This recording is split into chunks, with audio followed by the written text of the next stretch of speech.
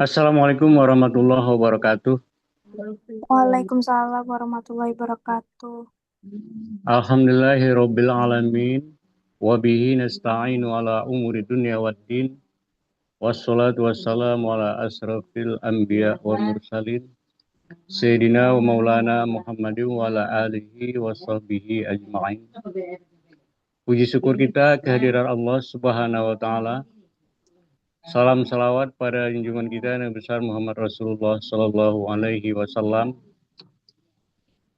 Hormat kita kepada para ulama warasatul anbiya yang memberi kita bimbingan dalam memberikan ilmu pengetahuan yang bermanfaat bagi kita untuk pedoman hidup kita di dunia dalam rangka mendapatkan keselamatan dunia dan akhirat.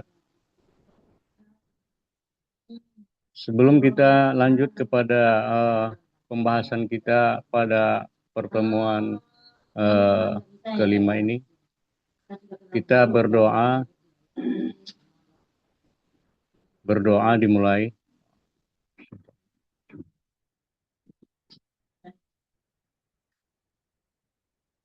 Baiklah anak-anak Bapak sekalian ya. Adapun pembahasan kita pada pertemuan kelima ini adalah pendekatan dalam konseling Islam. Capaian yang diharapkan pada pertemuan ini adalah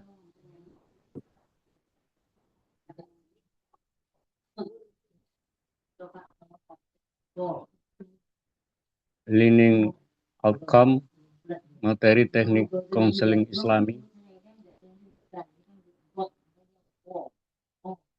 Pertama, menunjukkan sikap tawadu dan empati berbasis nilai-nilai Islam dalam berinteraksi dengan klien konseling, mengintegrasikan akhlak mulia seperti sabar, ikhlas, dan amanah dalam praktek konseling Islam.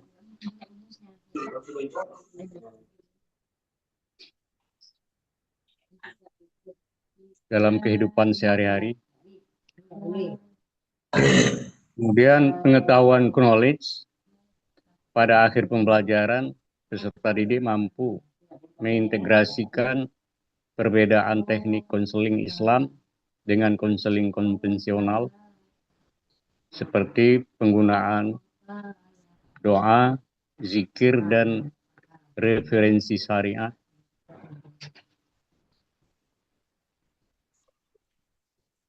Selanjutnya, pentingnya pendekatan dalam konseling Islami. Pendekatan sebagai upaya bagaimana konseling diperlakukan dan disikapi dalam penyelenggaraan konseling Islam.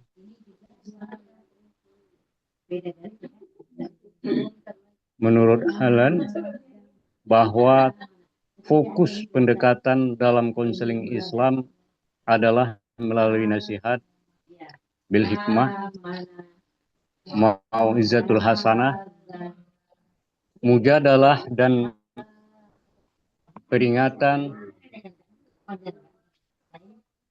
Lain lagi menurut Ramayulis dan Mulyadi, mereka membagi pendekatan konseling Islam kepada dua, yaitu pendekatan ammah bi al-hikmah, mau'izatul hasanah, mujadalah, dan pendekatan hasanah, fitrah, sa'adah, mandiri, terbuka, sukarela, dan keteladanan. Pendekatan bil hikmah. Hikmah menurut Al-Maraghi dalam kitab tafsirnya, sebagaimana yang dikutip oleh Masyur Amin, yaitu perkataan yang tepat, lagi tegas, yang dibarengi dengan dalil-dalil yang dapat menyikap kebenaran dan melenyapkan keraguan. Kata hikmah mengandung 3 unsur, yaitu unsur ilmu, yaitu adanya ilmu yang sahih, yang dapat antara yang hak dan yang batil. Berikut tentang rahasia, faedah dan seluk-beluk sesuatu. Unsur jiwa, yaitu sampainya ilmu tersebut ke dalam jiwa sang ahli hikmah, sehingga ilmu tersebut mendarah daging dengan sendirinya. Unsur amal, perbuatan, yaitu ilmu pengetahuan yang terhunjam ke dalam jiwa, mampu memotivasi diri untuk berbuat.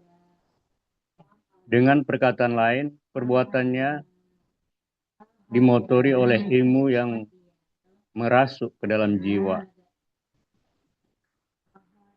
Yang kedua, pendekatan al-mau'izah al-hasanah.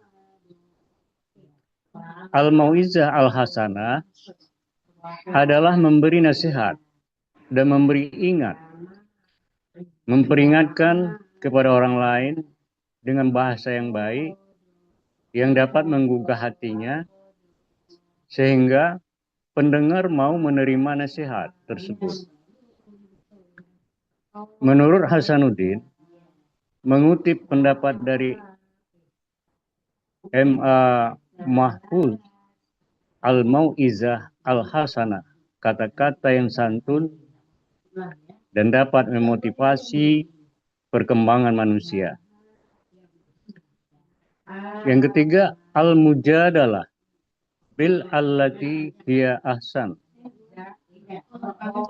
Al-mujadalah bil allati hiya ihsan, yaitu bertukar pikiran dengan menggunakan dalil atau alasan yang sesuai dengan kemampuan berpikir. Seorang konselor harus terbuka, dapat mengendalikan emosi, menghargai pendekatan orang lain apabila sedang berdebat atau berdiskusi. Tidak hanya asal mengeluarkan argumentasi yang hanya membela diri saja karena merasa malu jika argumennya dikalahkan pihak lain. Metode konseling Islami paling tidak dapat menggunakan cara-cara yang dapat menyentuh perasaan konseling untuk mencapai suatu tujuan tertentu atas dasar hikmah dan kasih sayang. Dengan kata lain, pendekatan konseling harus bertumpu pada suatu pandangan human oriented, menempatkan penghargaan yang mulia atas diri manusia. Selanjutnya, prinsip dan asas bimbingan dan konseling Islam.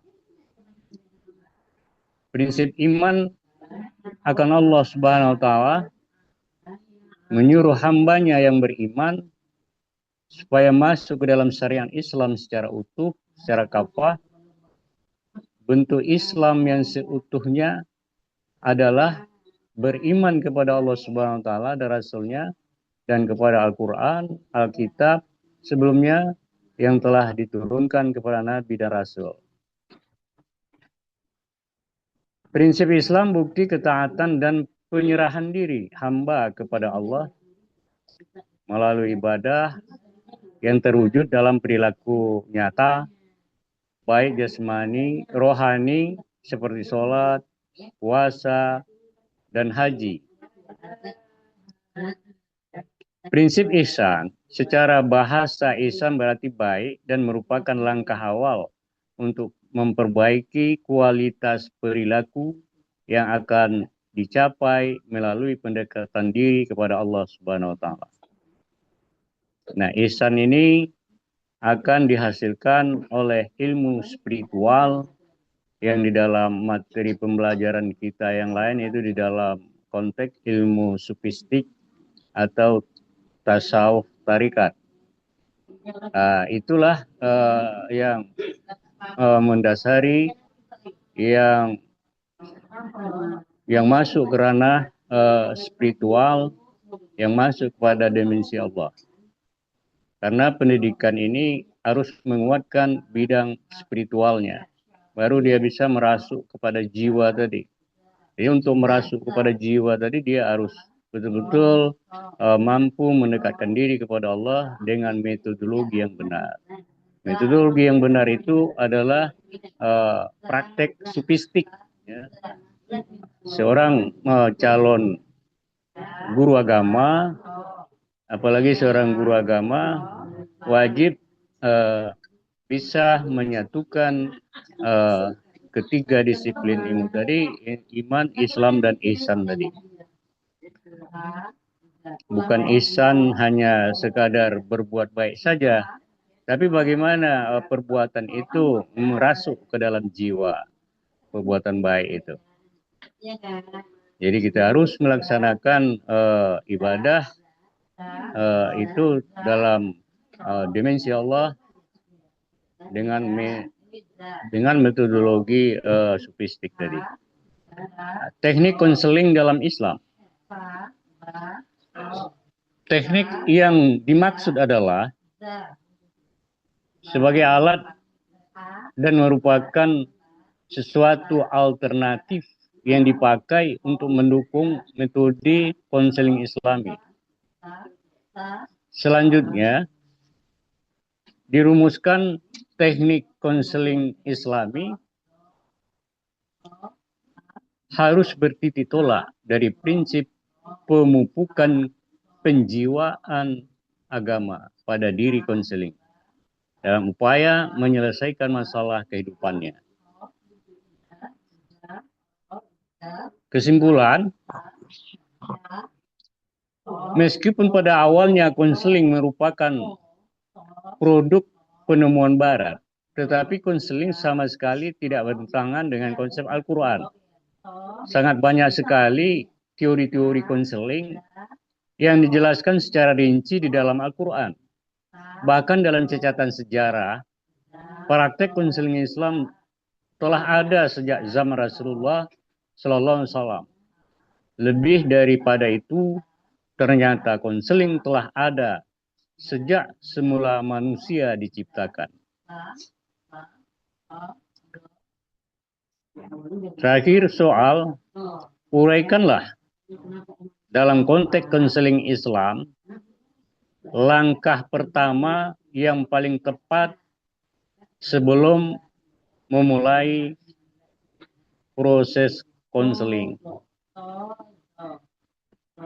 Yang kedua, tuliskan ayat yang membahas terkait konseling. Demikian pertemuan kita pada pertemuan kelima ini. Selesaikan tugasnya masing-masing. Demikian, billahi taufiq wa hidayah, lebih kurang mohon maaf. Assalamualaikum warahmatullahi wabarakatuh. Waalaikumsalam warahmatullahi wabarakatuh.